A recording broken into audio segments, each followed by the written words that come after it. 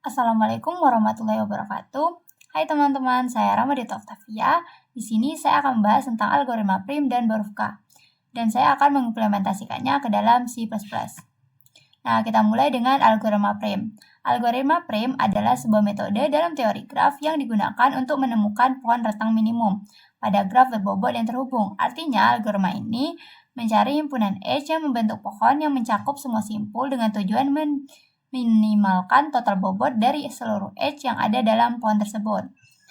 Nah, pada algoritma prim ini, kita bebas memulai dari mana titik yang mau kita mulai. Misalnya kita mulai dari titik A.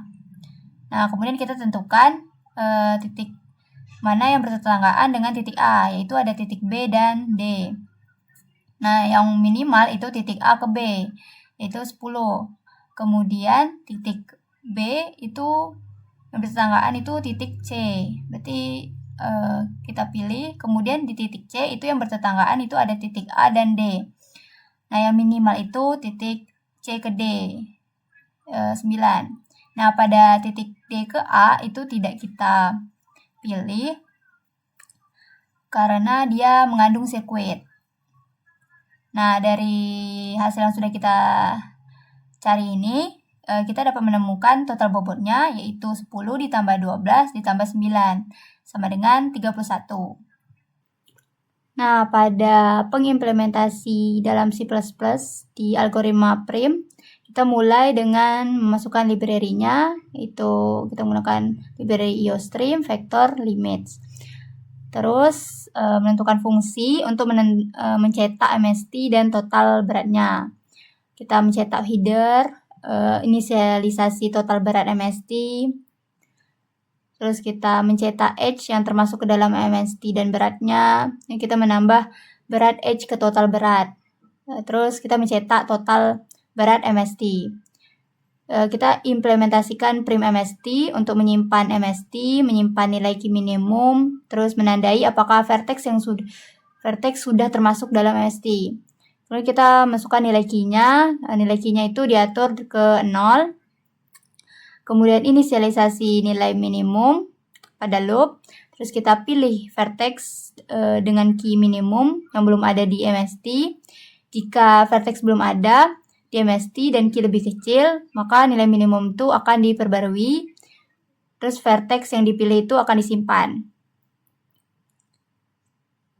Kemudian kita akan memperbarui nilai key dan parent untuk semua tetangga vertex yang dipilih. Jika edge-nya valid dan lebih kecil dari key, maka parent vertex tetangganya akan diperbarui. Kemudian nilai key dan berat edge-nya diperbarui. Terus fungsi untuk mencetak MST dan total beratnya itu akan dipanggil. Nah, pada int main kita akan menentukan jumlah vertex-nya yaitu 4. Kemudian kita menentukan matriks ketetanggaannya. Kita mulai dari edge dari vertex 0. Kemudian vertex 1, vertex 2, vertex 3.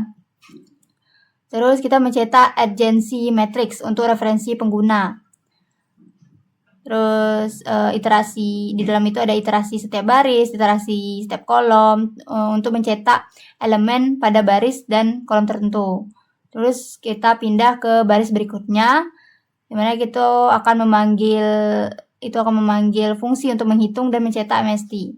Dan program berakhir. Nah, ini adalah hasil outputnya pada algoritma prim.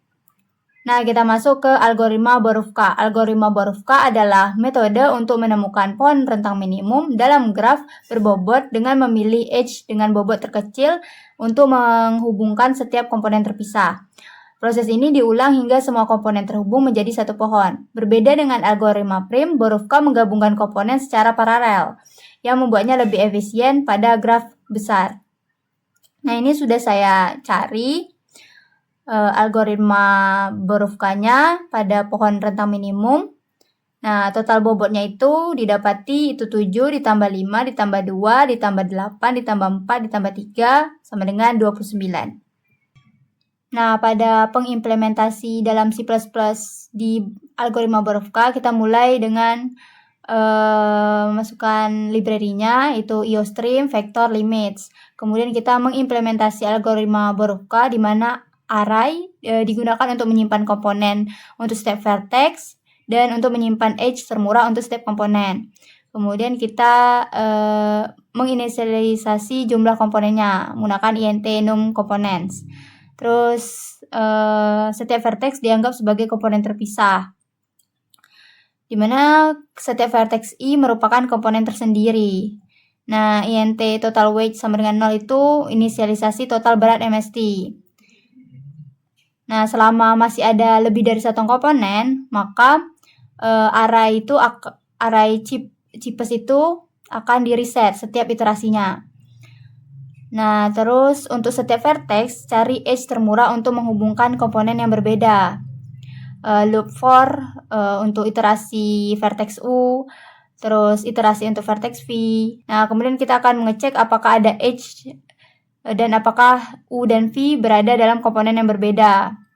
Jika edge termurah belum ada atau edge sekarang lebih murah, maka edge termurah untuk komponen U akan di-set.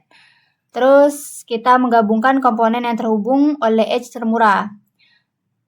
Loop for itu iterasi untuk setiap komponen.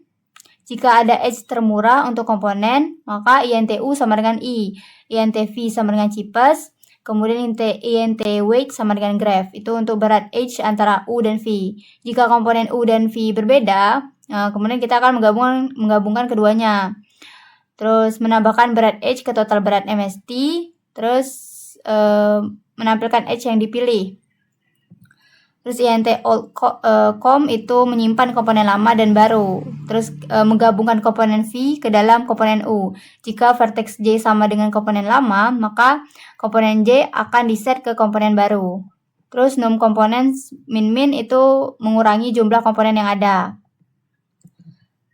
Terus kita akan mencetak berat MST-nya. Pada int main, kita akan menentukan jumlah vertex-nya, yaitu n sama dengan 4. Terus matriks ketetanggaan grafnya, edge dari vertex 0 ke 1, 2, 3, dan dengan bobot masing-masing. Edge dari vertex 1 ke 0 dan 3, edge dari vertex 2 ke 0 dan 3, edge dari vertex 3 ke 0, 1, 2. Kemudian kita mencetak matriks ketetanggaannya. For-nya itu untuk iterasi setiap baris, kemudian iterasi untuk setiap kolom, terus kita mencetak elemen matriks. Terus kita pindah ke baris berikutnya untuk mencetak hasil MST menggunakan algoritma Borovka. Terus fungsi Borovka untuk menghitung dan mencetak MST akan dipanggil, kemudian program akan berakhir. Nah, ini adalah hasil algoritma Borovka. Nah, kesimpulannya, algoritma prim lebih baik digunakan pada graf yang tidak terlalu padat dan saat efisiensi memori menjadi perhatian, terutama dengan penerapan priority queue. Pada algoritma Borovka lebih efektif pada graf yang sangat padat dan lebih efisien pada penggabungan komponen dalam waktu yang lebih singkat. Jika graf cukup besar dan padat, Borovka dapat menghasilkan MST lebih cepat karena dapat mengurangi jumlah komponen lebih banyak dalam satu iterasi.